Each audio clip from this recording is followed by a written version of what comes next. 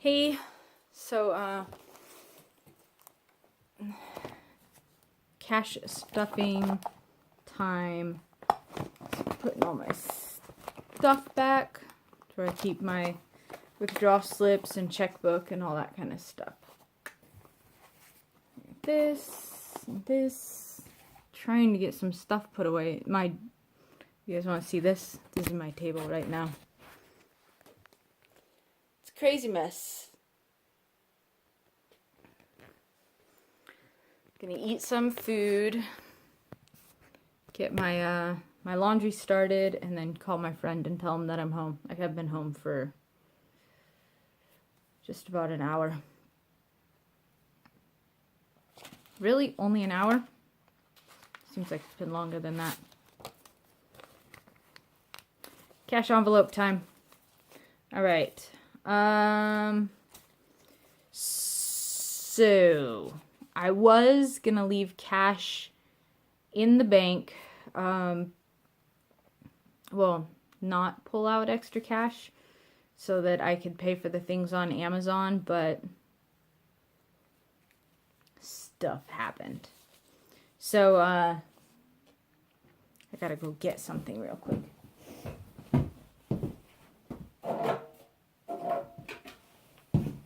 Okay, so I'll just tell you guys what I end up doing, and well, I'll show you guys what I end up doing. So I'm gonna start funding my grocery fund or garden fund again, and I'll show you guys how that works for me. So today I pulled out $750. So first is 1, 2, 3, 400 goes to rent.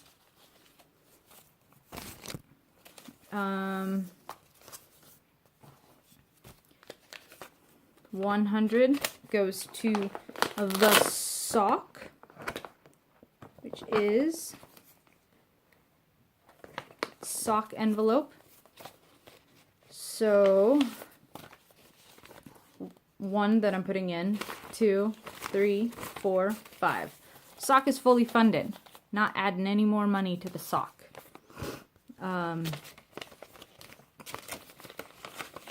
So that's done. Hopefully I don't have to dig into this. This is kind of like the baby emergency fund, or even if like something cool comes up, like a camping trip or something like that, I'll let myself dig into this, but I need to pull from some of my other cans first. I've got a rainy day can. That's when I have extras of my allowance. Weeks with only months with only 4 Sundays. $20 goes into my rainy day fund. At the end of the month, I can put all of my 1s and 5s and 10s into the rainy day fund, and that's first dibs. I don't have to worry about it. It was money that was allotted for burning through.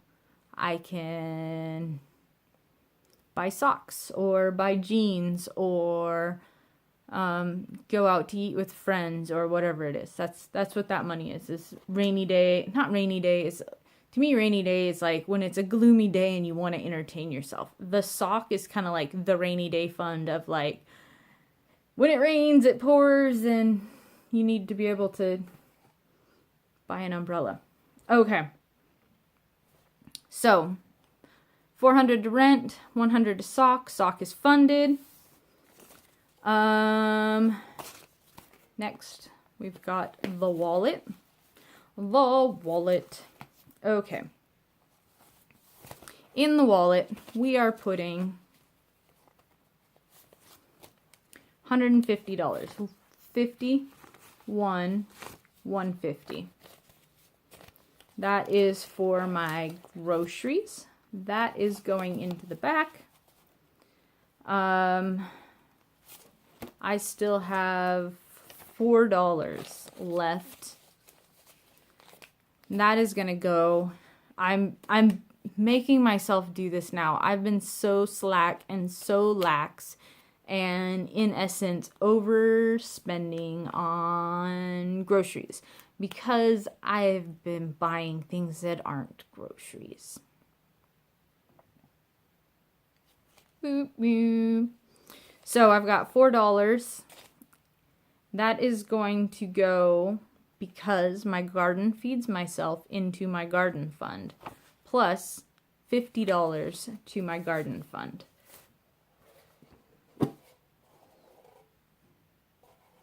So with this money, I can buy seeds, I can buy food plants, I can buy roots and rhizomes and tools for the gardening. It's basically, this is so that I can feed myself. If I see a pretty plant, I have to use my allowance, my pocket money. So that's what that's about. Oh, I found $3 more. So it's $4, $5, $6, $7. Okay. $57. Which, if you guys have ever been gardening, buying live plants, that's like, what? Maybe 8 plants. Boom. Gone. So it's not a whole lot of money. Next, I've got 2 20s and a 10. 30 of it goes to the critters. So that's my pet food. Yeah, I've got no money in it right now. Pet food, flea meds, things like that. And $20 for personal, that's for hair or pain meds, Advil, things like that.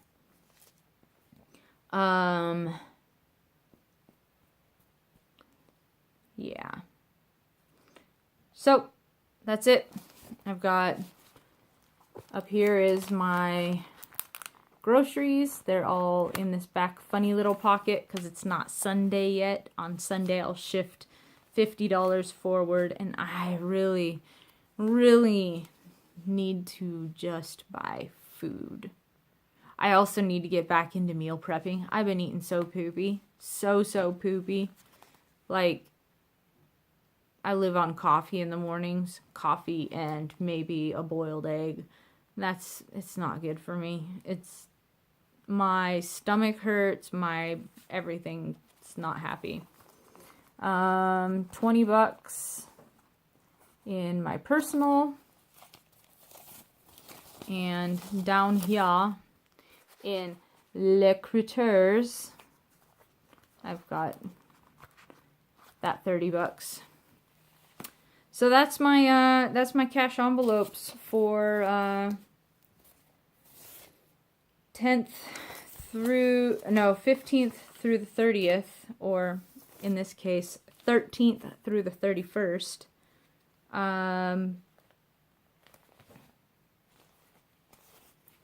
All funded.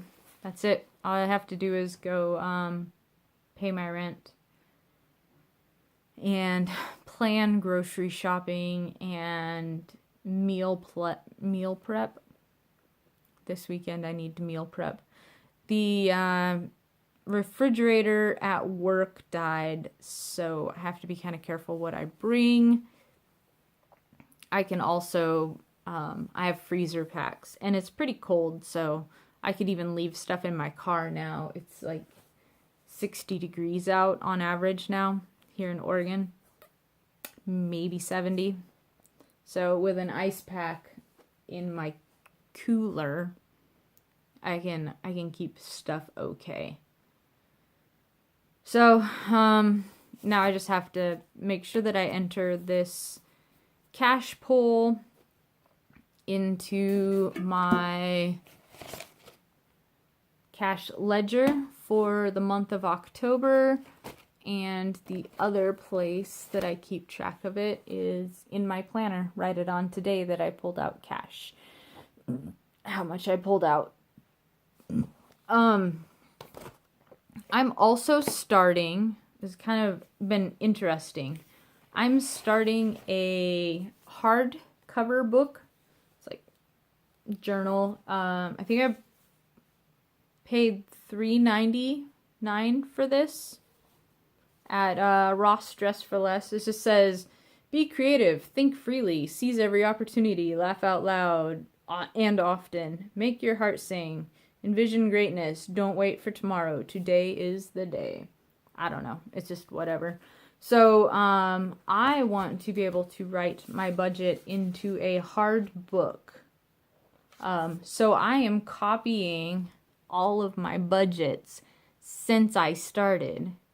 January 2017 is when I started budgeting, and boy am I finding some weird things. First off, I'm really bad at keeping track of what happened, what my budget was, what my intentions were, what I actually pulled out, how much my bills actually were,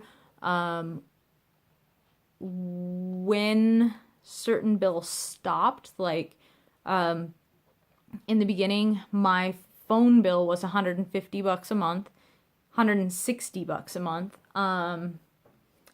That was like $30 went to paying for my phone because I still owed money on my phone.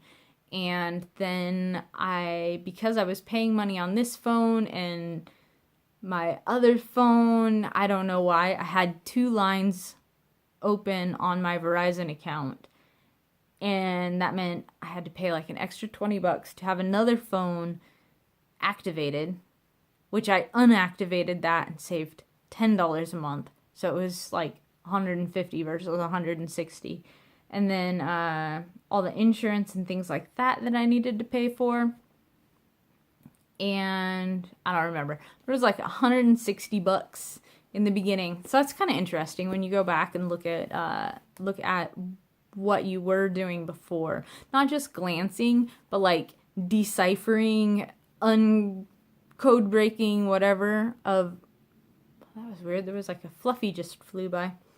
Yeah, it's interesting to see what was going on. I had also been getting charged for Amazon Kindle that I wasn't using, and I'd forgotten about that. That was $10 a month, and I called them up and said, hey, I don't even know what this is. Why am I getting charged for it? And they paid me back like 3-4 months worth of it. And yeah, it was kind of cool. I canceled Amazon Prime at one point and got $66.33 back. There was some other stuff that I had going on. I don't remember. But yeah, when I paid off my cell phone for like $530 in March, April, something like that. That was when my phone bill dropped down to, I think it dropped down to like $80. And then I added some features that were really nice, like caller ID and things like that. And it brought it up to like 97. So that was kind of interesting to find all those weird little memories. The whole month of February is MIA. I think I was writing my budgets on index cards at that time. What happened to the index cards? I have no idea. Maybe when I start decluttering, I'll find them. I don't know.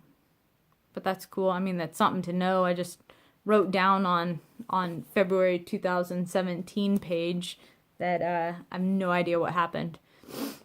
So, yeah, on front side, I'm going to keep track of what the intentions were, how much the actual amount was. So like anticipate my paycheck as being $1,800, how much it actually was. Anticipate my phone bill being $100 and it's like $97.28 or whatever. And just kind of keep track of that stuff. Write in any, on the back side of the page, I'll write in anything that comes up. For example, in